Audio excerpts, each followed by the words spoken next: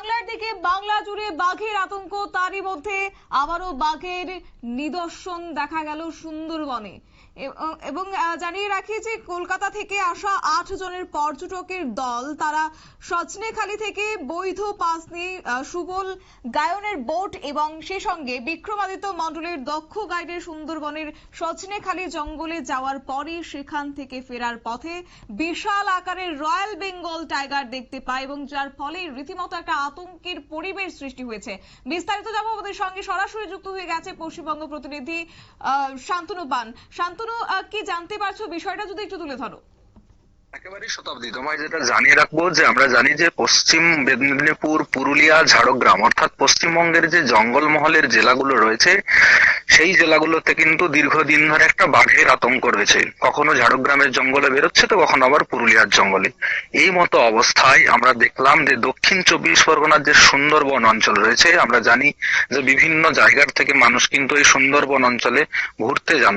সেই মতোই মঙ্গলবার দিন কলকাতা থেকে একটি ৮ জনের পর্যটকের দল, তারা কিন্তু সুন্দরবনের যে সজনেখালি জঙ্গল রয়েছেন সেই জঙ্গলের সাইডে ঘুরতে গিয়েছিলেন একটি বোটে করে, বেসরকারি বোটে করে। সেই বোটে যখন সজনেখালি জঙ্গল থেকে ফিরছিলেন, নদী পথে ফেরার পথে দেখলেন যে জলের মধ্যে কিন্তু একটি রয়্যাল বেঙ্গল টাইগার ঝাঁপ দিতে দিতে যাচ্ছে। সেই মুহূর্তে তারা মোবাইলে সেই ছবিটি বন্দি করেন এবং পরবর্তীকালে দেখা যায় যে সেই বাঘ কিন্তু জল থেকে উঠে যে জঙ্গল রয়েছে অর্থাৎ সজনেখালি যে জঙ্গল রয়েছে সেই জঙ্গলের মধ্যে প্রবেশ করতে যায়। বিকট একটা আকৃতি অর্থাৎ খুব বড় আকারের কিন্তু রয়্যাল বেঙ্গল টাইগারকে আমরা দেখতে পেলাম। দীর্ঘদিন ধরে সুন্দরবন এলাকায় মানুষজন যাচ্ছিল, তারা অনেক আগেও জানিয়েছিলেন যে একটি সেখানে বড় আকারের রয়্যাল বেঙ্গল টাইগার রয়েছে। একদিকে যেমন তারা এই রয়্যাল বেঙ্গল টাইগার দেখে অনেকটাই উচ্ছ্বসিত, খুশি, কারণ জানাচ্ছেন যে পর্যটকরা কিন্তু মূলত এখানে যে কাঁকড়া রয়েছে এবং রয়্যাল বেঙ্গল টাইগার এগুলো দেখার জন্যই কলকাতা তৎসহ বিভিন্ন দূর দূরান্ত থেকে এসে থাকেন।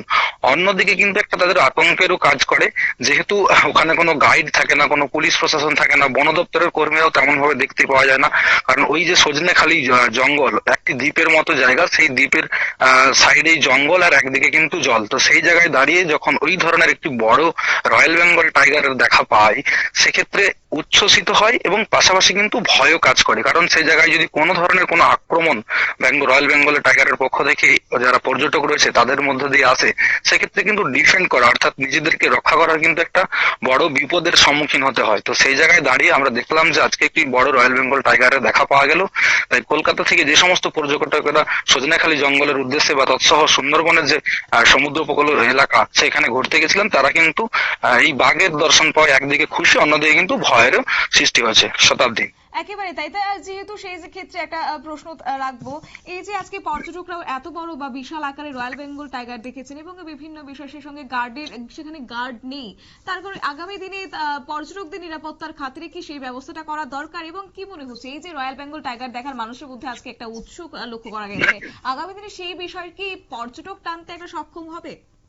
একেবারে, কারণ আমরা দেখি যে দীর্ঘদিন পর যখন এই ধরনের জায়গা অর্থাৎ সুন্দরবনের যে উপকূলবর্তী এলাকা সেখানে যখন রয়্যাল বেঙ্গল টাইগারের দর্শন পাওয়া গিয়েছে, গতকাল আমরা দেখেছিলাম যে পুরুলিয়াতেও কিন্তু এই রয়্যাল বেঙ্গল টাইগারের থাবা লক্ষ্য করেছিল কিছু সাধারণ মানুষজনদের। তো সেই জায়গায় দাঁড়িয়ে আজ থেকে যখন এই যে একটা নতুন অনুভূতি দর্শকদের মধ্যে কাজ করছে বা যারা পর্যটক তাদের মধ্যে যে কাজটা করছে, তো পরবর্তীকালে যে সমস্ত পর্যটকরা আসবেন তারাও কিন্তু চাইবেন যে ওই বাঘের দর্শন যেন কাছ থেকে একবার পাওয়া যায়। সেক্ষেত্রে তারা ওই যে সজনেখালি জঙ্গল তৎসহ যে সমুদ্র উপকূলিত এলাকা সেই দিকে যাওয়ার চেষ্টা করবেন।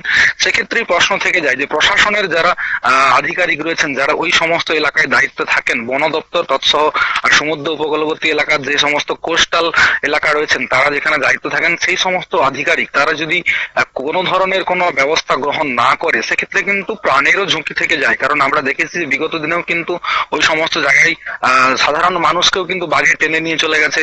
তো সেই জায়গায় দাঁড়িয়ে প্রশাসনকে অবশ্যই সতর্ক হতে হবে এবং পাশাপাশি কিন্তু পর্যটক যারা রয়েছে তারা কিন্তু যাবে এবং তাদেরকে গাইড দিয়ে এই দেখার ব্যবস্থা করলে যারা আরো পর্যটক যেতে ইচ্ছুক ছিল তারা কিন্তু বেশি পরিমাণে যাবে, এমনটা কিন্তু আমরা মনে করতে পারছি। শতাব্দী, ধন্যবাদ তোমাকে।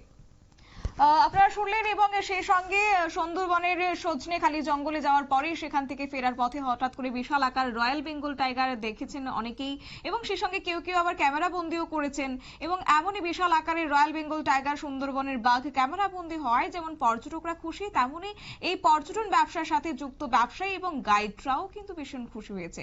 বিশেষ করে বারে বারে বাঘের দর্শন মেলায় পর্যটকদের ঢল যেমন নামছে সুন্দরবনে, তেমনই পর্যটন ব্যবসার ক্ষেত্রে একটা সংযুক্ত মানুষদের রুজি রোজগারও বাড়ছে বলেও কিন্তু মনে করা হচ্ছে। নিয়ে নিচ্ছে ছোট্ট একটি বিজ্ঞাপন বিরতি, সঙ্গে থাকুন।